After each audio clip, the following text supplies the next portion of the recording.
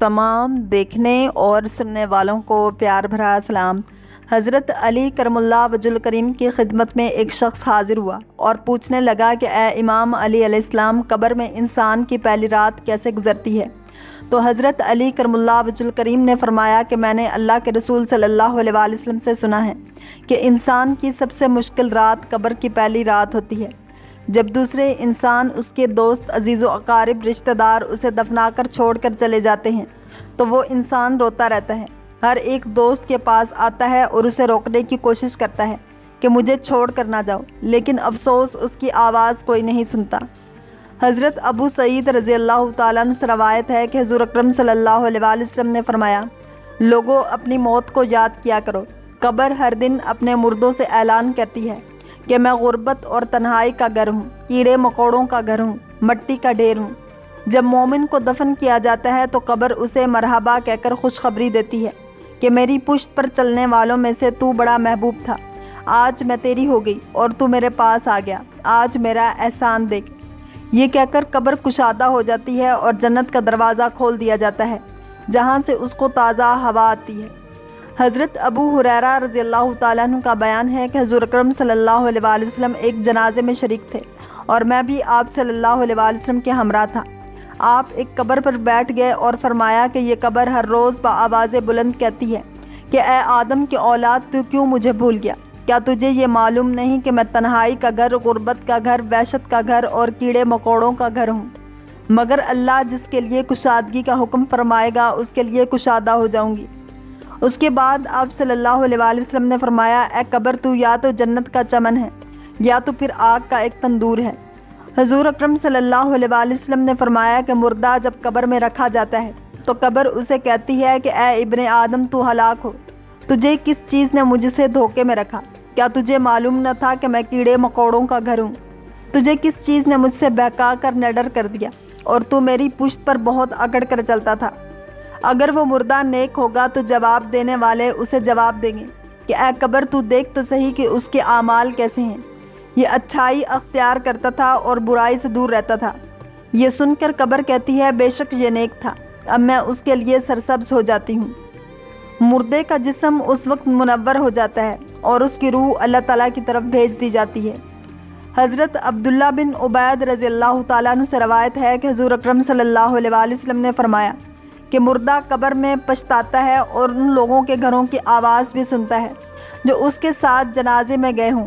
مردے سے اس کی قبر کہتی ہے کہ ابن آدم، تیری ہلاکت ہو، تو نے میری تنگی، بدبو اور کیڑے مکوڑوں کا خوف نہیں کیا، اس لیے تو نے ان چیزوں سے بچنے کے لیے تیاری نہ کی۔ بدعمال مردے سے قبر کہتی ہے کہ تو نے میری تاریکی، میری وحشت، میری تنہائی اور تنگی، میرا غم تجھے یاد نہیں رہا۔ اس کے بعد قبر اس کو جکڑ لیتی ہے اور فرشتے اس کو ہتھوڑوں سے ایسے مارتے ہیں کہ اس کی پسلیاں ادھر کی ادھر ہو جاتی ہیں۔ پھر دوزخ کی کھڑکی اس پر کھول دی جاتی ہے اور وہ مردہ حشر تک اسی طرح عذاب میں مبتلا رہتا ہے۔ مرنے کے بعد ہر مردے کو صبح اور شام اس کا ٹھکانہ دکھایا جاتا ہے۔ فرشتے جنتی کو جنت دکھا کر خوشخبری دیتے ہیں اور دوزخی کو دوزخ دکھا کر اس کی حسرت اڑاتے ہیں۔ میت کو دفن کرنے کے بعد سب سے پہلا فرشتہ جو قبر میں داخل ہوگا وہ ملک الرومان ہے۔ امام سجاد علیہ السلام نے صحیفہ سجادیہ کی تیسری دعا میں اس فرشتے پر درود بھیجا ہے۔ اس فرشتے کا کام اعمال کی سفارش اور جمع بندی کر کے ریکارڈ تیار کرنا ہے۔ یہ وہی نامہ اعمال ہے، اس نامہ اعمال کی کیفیت اور جنس ہماری سمجھ سے باہر ہے اور یہ قیامت تک اس کے ساتھ ہوگی، اور قیامت کے دن ہر شخص کے اعمال کا حساب اسی نامہ اعمال اور ریکارڈ کے مطابق ہوگا۔ یہی فرشتہ اس شخص کے اعمال کے مطابق بعد میں آنے والے فرشتوں کو اس کی میت کے ساتھ سلوک کرنے کے بارے میں بتائے گا کہ اس شخص کے ساتھ کس طریقے سے پیش آیا جائے۔ منکر و نکیر کے سوال قبر کی پہلی رات کی اہم کارروائی ہے۔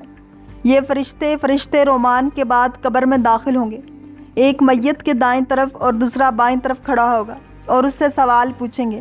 اگر شخص کافر یا گناہگار ہوگا تو یہ دونوں فرشتے وحشت ناک چہروں کے ساتھ اس کے سامنے آئیں گے اور اس پر عذاب کریں گے اور اس کی قبر آگ سے بھر جائے گی۔ ان دونوں فرشتوں کو نکیر و منکر کہا جاتا ہے۔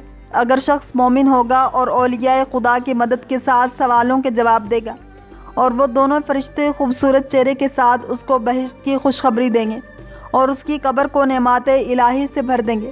اس صورت میں ان دونوں فرشتوں کے نام بشیر و مبشر ہیں۔